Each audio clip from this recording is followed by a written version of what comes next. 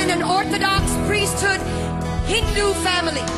I was born in a Hindu family to Brahmin priests.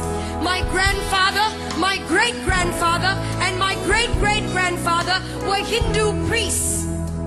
It was unthinkable and offensive for a daughter of a granddaughter of a priest to come away from that system. I was so hungry for God.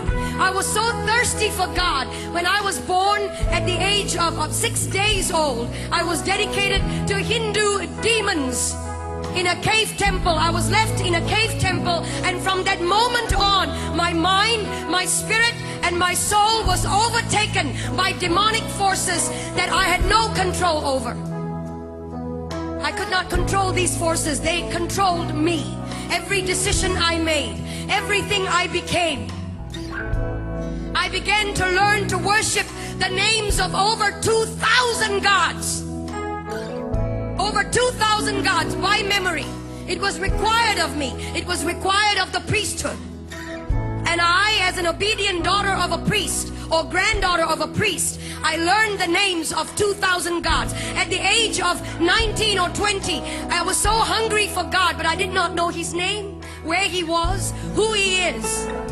And so I started a journey of pain and darkness. At the age, in my late teens, in 1920, I became discipled under a witch. And the reason I went into that was not to harm anyone, but to find God. Any which way at all. When you're hungry, you get desperate. And when you're desperate, you will do anything to find God. And so I went after Him.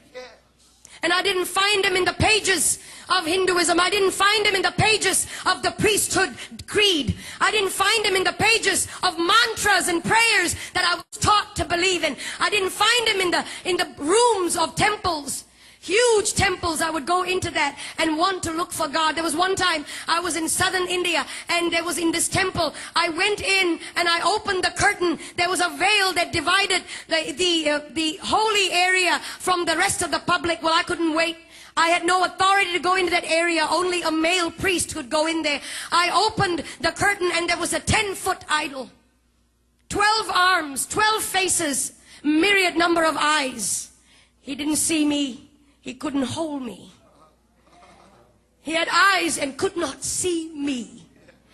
Years down the road, I was struck with a demonic pain in my body. From the top of my head to the tips of my feet, I would be in pain. Painkillers and suicide came the order of the day. I took painkillers every day, more than the required dose, just to knock myself out. And in my mind, it was one thought: if I ended my life, I would end the pain. And so I was sitting at the edge of my bed, possibly on the last day of my life on this planet. Sometimes, when it all looks lonely, you feel that nobody really cares. Hear me, young people. He's watching over you. He's watching over you. And it may not be tangible, but He's over you. And He loves you. And He'll come through for you if you would just focus on Him and let the other stuff go. And I was sitting at the edge of my bed, frustrated, fed up. And I cried out like you have cried out. Jesus! I'd heard of that name when I was growing up. Christmas cards. Christian people that would come to my door and tell me He died for you. And I would resist them and argue with them. Proud and arrogant of the priesthood that I belonged to. Ignorant. And when I cried out, Jesus, the presence of a holy God began to filter through that room. That room was darkened. The lights were switched off. I was sitting on the edge of my bed. I never saw His face, but His voice was as audible as anything that I've ever heard before. I am Jesus. I am God. And He touched my body. No doctor could cure the disease that was in my body. No doctor could heal me. Young man, no doctor could provide the answers. Nothing out there can. And I've been there, done it, and I've tried it. Everything, the darkest road, I've taken it. Gentlemen, and he came to me, he touched my body. In an instant, that disease left my body. In an instant, I was healed. I began to feel his power and his presence course through my body.